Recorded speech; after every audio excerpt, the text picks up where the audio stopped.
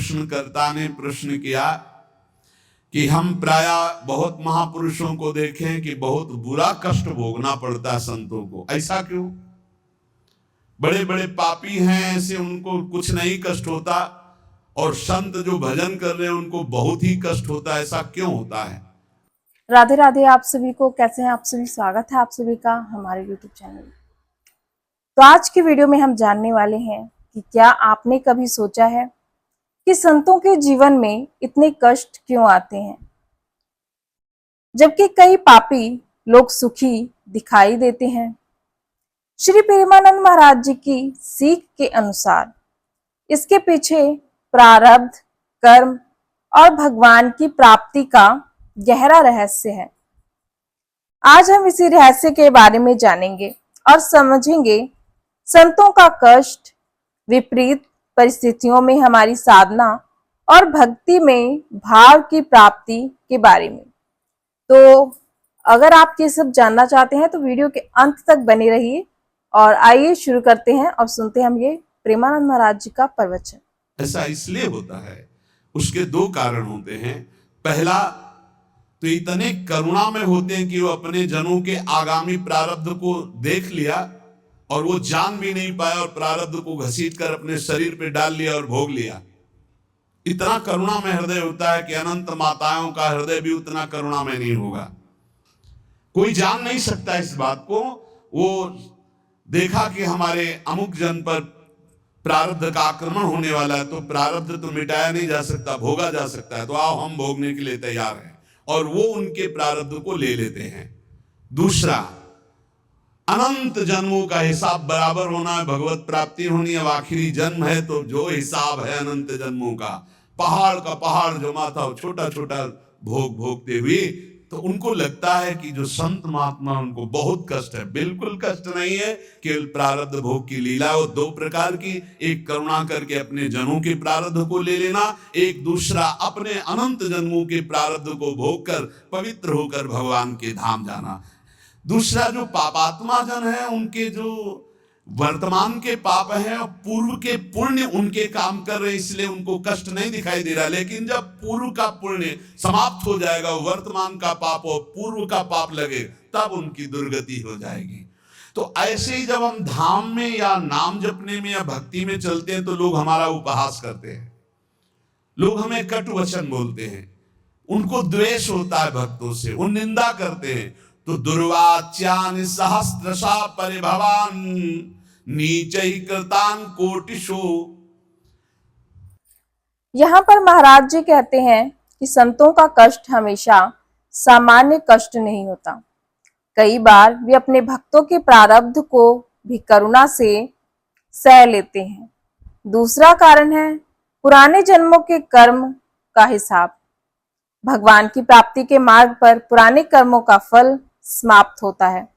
इसलिए संत का कष्ट देखकर यह मत सोचिए कि भगवान उनसे दूर हैं।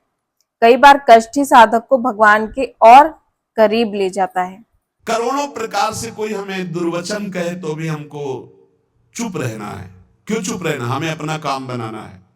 वो दुर्वचन बोलेगा, हमारे पाप नष्ट हो जाएंगे, हृदय में जलन होगी ना, तो हमारा हृदय पवित्र होगा। हृदय भगवान के लिए सुंदर महल है, सुंदर निकुंज है। नारायण या गौर श्याम को हृदय निकुंज बसइए। बहुत कूड़ा करकट जमा कर लिया गलती करके, उसका नाश होगा। दुर्वाच्यानि सहस्रशा परिभवान नीचै कृतान कोटिशो।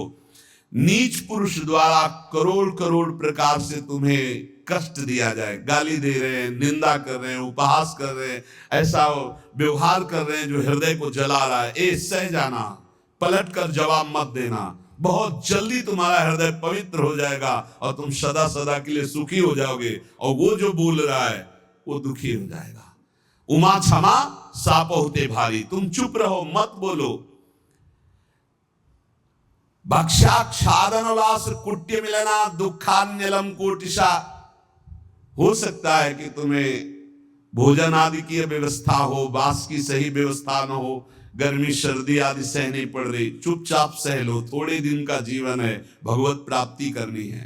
धाम में ऐसी निष्ठा से रहो, भोजन भी नहीं मिलेगा, कष्ट भी मिलेगा, गालियां मिलेंगी, तो भी हम धाम को नहीं छोड़ेंगे। कामाद्यैरति पीड़या च मनसो वैकल्यमात्यंतिकम।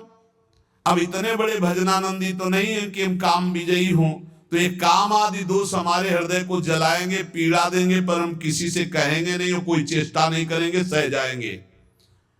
वैकल्य मात्यंतिकम, भारी विकलता होने पर भी हम किसी से नहीं कहेंगे, हम कोई चेष्टा नहीं करेंगे, हम सह जाएंगे। ये सोढ़्वापि वसंति के विपने कृष्णस्य तेभ्यो नमः। जो ऐसे श्री राधा और कृष्ण के केल विलास युक्त महल वृंदावन में वास करते, सब कुछ सहते हुए श्रीपाद कहते मैं उनको नमस्कार करता हूं। दोषान्न स्थिर जंगमेषु कलयन कस्यापि नो द्वेजयन। तुम्हें उद्विग्न करेंगे यहां लोग, तुम्हें परेशान कर सकते हैं, पर तुम उनकी निंदा मत करना, उद्विग्न मत होना, उनकी निंदा मत करना, अपने आप को बचा के निकल जाना। ये मानो परमार्थ में आगे बढ़ने के लिए जरूरी है ये बात। दोषान्न स्थिर जंगमेषु, यहां किसी भी जड़ चैतन्य में दोष दर्शन न होने पावे। यद्यपि वो तुम्हें उद्वेग प्रदान करेंगे, भगवत पार्षद है, पीड़ित होकर आएंगे, तुम्हें ऐसे वचन बोलेंगे, ऐसी चेष्टा करेंगे, ऐसे उद्वेग प्रदान करेंगे, पर तुम उद्वेग मत कर। किंचित दयत्न लब्ध मित भूक चित्ते बिना स्त्रीक्षणा। यदि तुम्हें कवल दो कवल ही भोजन मिल जाए तो उसी को खा करके दिन व्यतीत कर लो। अभ्यास में बहुत बड़ी सामर्थ्य है, बहुत बड़ी सामर्थ्य अभ्यास में। महाराज जी कहते हैं कि भक्ति के मार्ग पर लोग निंदा करेंगे, मजाक उड़ाएंगे और कटु वचन भी बोलेंगे, लेकिन हर बात का जवाब देना जरूरी नहीं है। क्रोध करने के बजाय शांत रहिए, अपने हृदय में द्वेष मत रखिए। याद रखिए, हमारा लक्ष्य लोगों से जीतना नहीं, भगवान को पाना है। इसलिए परिस्थितियां कैसी भी हों, भजन मत छोड़िए। ये भगवत प्राप्ति जब लक्ष्य हो जाएगी तभी सह सकते हो, अन्यथा नहीं सह पाओगे। अगर कवल दो कवल भी भोजन मिल जाए तो उधर में डाल लिया, पूरा दिन व्यतीत। कवल दो बहुत होता है, 3-4 दिन में कभी ऐसे गुड़ मिल जाता था ना गंगा किनारे, गुड़, तो गुड़ पाके एक कमंडल जब गंगा जल पीते थे तो ऐसे भगवान की तरफ, कितने कृपालु भगवान हो, ऐसे एकांत में भी आप हमारे उदर पोषण को देते हो। आज तुम 3 बार पाते हो, एक बार भी भगवान हृदय से जय नहीं बोलते होगे, हृदय से जय नहीं बोलते होगे कि आहा कितने कृपालु प्रभु आप हो, आप कितना प्यार करते हो। कभी रोते हो प्रभु के प्रति, कितना प्यार है प्रभु का। हर व्यवस्था है, लेकिन कभी एकांत में जय जयकार हृदय से नहीं कर कि आपकी कितनी अपार कृपा है नाथ हम पर। और कह रहे मितभुक चित्ते बिना स्त्री क्षणा, एक क्षण के लिए भी वृत्ति काम भोग के लिए किसी माता बहन की तरफ गंदी भावना से न जाने पावे। धाम में वास करते हो, ऐसी गलती ना होने पावे। श्री राधा मुरली धरोज्वल यशहा शरणवन गृणन संस्मरन यो वृंदावन मावसीन मधुर धीर धन्याय तस्मै नमः। जो हर समय राधा मुरलीधर का निरंतर नाम जप करता है, यशोगान करता है, किसी माता बहन की तरफ काम भाव से एक क्षण भी नहीं देखता है, थोड़ा कवल दो कवल मिल जाए उसी से काम चला लेता है, रात दिन भजन में है पर लोग उसे गाली देते हैं, लोग उसको दुर्वचन बोलते हैं, पर वो कुछ नहीं बोलता, सह जाता है। तो श्रीपाद कह रहे हैं धन्याय तस्मै नमः, वो धन्य हो गया, मैं उसे नमस्कार करता हूं। ऐसा हमारा जीवन श्री धाम वृंदावन के प्रति समर्पित हो। भावना कभी मिथ्या या कल्पना नहीं होती। उपासक को भाव से ही रसास्वादन मिलता है। भावोत्सवेन भजताम रसकाम धेनुम तम राधिका चरण रेणु मामिस्म। यदि भाव नहीं उत्पन्न हुआ तो अभी जीवन सुन। साधना की अवस्था में आपको लाभ मिला क्या? भाव साधु को, साधक को, भक्त को, उपासक को उपलब्धि हुई है तो क्या उपलब्धि हुई? भाव। जैसे ज्ञान मार्ग में भी भाव है, ब्रह्म भाव, भगवत भाव में है सखा भाव, दास्य भाव, वात्सल्य भाव, गोपी भाव, सहचरी भाव, भाव की प्राप्ति होना। श्रद्धाहीन, मिथ्याचारी, मनमानी आचरण करने वालों को भाव का परिचय ही नहीं, जानते ही नहीं कि भाव क्या है। सच्ची मानिए, जिस दिन आप भाव में डूबने लगेंगे, आपको कहीं जाने आने की जरूरत नहीं। यहां के ठाकुर का दर्शन नहीं हुआ तो विश्व में कहीं भी दर्शन करे और शांति नहीं मिलने वाली। इसलिए जो भगवत कृपा पात्र होते हैं वो अंतर में घुसना प्रारंभ कर देते हैं, अंतर्मुख होकर के अपने हृदय देश के ठाकुर के दर्शन की चेष्टा करते हैं। हृदय के भगवान का साक्षात्कार हो गया तो सर्वत्र होगा, और सर्वत्र घूमे आप, हृदय के ठाकुर का साक्षात्कार नहीं तो कुछ हाथ नहीं लगेगा। करके देख लो, मन चलाए आओ, मन को घुमाए आओ, आंखें चलाए आओ, लेकिन हृदय के ठाकुर का साक्षात्कार नहीं हुआ तो विश्राम नहीं मिलेगा। देखो, ये भाव राज्य है, इसमें स्थूल से सूक्ष्म, सूक्ष्म से सूक्ष्मतर और सूक्ष्मतर से सूक्ष्मतम में प्रवेश होता है। ये दिव्य भावना का लोक है। स्थूल, सूक्ष्म, कारण, भाव, चिन्मय, 5 भेद है। पहले स्थूल भाव बनता है। कैसे? शरीर से प्रकट सेवा में खूब तन्मयता, शरीर से जैसी आज्ञा हुई, जहां हमें खड़ा कर दिया गया वही शरीर प्रधान। महाराज जी समझाते हैं कि भक्ति केवल पूजा और नाम जपने तक सीमित नहीं है। सच्ची भक्ति तब है जब भगवान के प्रति प्रेम हमारे हृदय में जागने लगे, भगवान का नाम लेना अच्छा लगे, उनकी कथा सुनना अच्छा लगे, उनकी सेवा करना अच्छा लगे।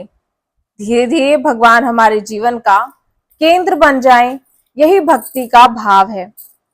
इसे केवल सुनकर नहीं, साधना करके अनुभव किया जा सकता है। फिर अंतर में घुसता है। अंतःकरण प्रधान, सूक्ष्म शरीर, चिंतन प्रधान। अब बाहर की क्रियाएं तो पहले से ही संयमित हो चुकी है। अब जैसी गुरु आज्ञा वैसा अंदर चिंतन प्रधान। फिर कारण स्वभाव प्रधान हो गया। यह जो पर्यो मोहि सहज स्वभाव, श्री हरिवंश नाम रस चाओ, श्रुतौ राधिका कीर्तिरंता स्वभावे। अब उसका स्वभाव बन गया भगवत लीला गाना, भगवत लीला सुनना, भगवत नाम जप करना, भगवत कीर्तन करना, भगवत सेवा करना।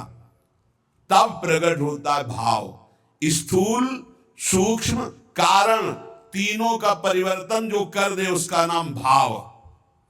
भाव के आगे चिन्मय देह की प्राप्ति होती है, जिसे भाव देह कहते हैं।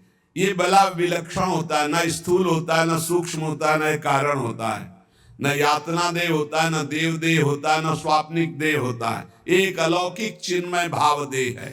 ये नित्य, जैसे प्रिया प्रीतम वैसा ये नित्य है चिन्मय देह। ये देह केवल कहने मात्र को ये शुद्ध भगवत स्वरूप है। इसमें देह जनित कुछ नहीं है, हड्डी मांस या पुरुष स्त्री के चिन्ह ये सब नहीं है भाव देह में। अब आप विचार कीजिए, ये जो लीलाएं हैं ये चिन्मय देह से हो रही है, जहां ना स्त्री चिन्ह है, ना पुरुष चिन्ह है, ना रक्त है, ना मांस है, ना मज्जा है, ना हड्डी है, ना विकार है। निर्विकार चिदानंद चिन्मय देह। कैसे जानोगे कैसी रास हो रही है? तो अंत में याद रखें, कष्ट आए तो घबराना नहीं, अपमान मिले तो भक्ति छोड़नी नहीं, और भगवान के प्रति प्रेम कभी कम नहीं होने देना। जीवन का लक्ष्य संसार को खुश करना नहीं, भगवान को पाना है। बस मन से इतना कहिए, हे प्रभु मेरा मन हमेशा आपके चरणों में लगा रहे। तो अगर आपको हमारा ये आज का वीडियो अच्छा लगा हो तो इसे अपने मित्रों तक, अपने परिवारजनों तक अवश्य शेयर कीजिएगा और चैनल को सब्सक्राइब कर लीजिएगा। कमेंट में आप राधे राधे या कोई भी आप सुझाव लिख सकते हैं। वीडियो को लाइक करना बिल्कुल ना भूलें। तो मिलते हैं हम हमारे नेक्स्ट वीडियो में, तब तक के लिए राधे राधे। बोलिए श्री राधा वल्लभ लाल की जय।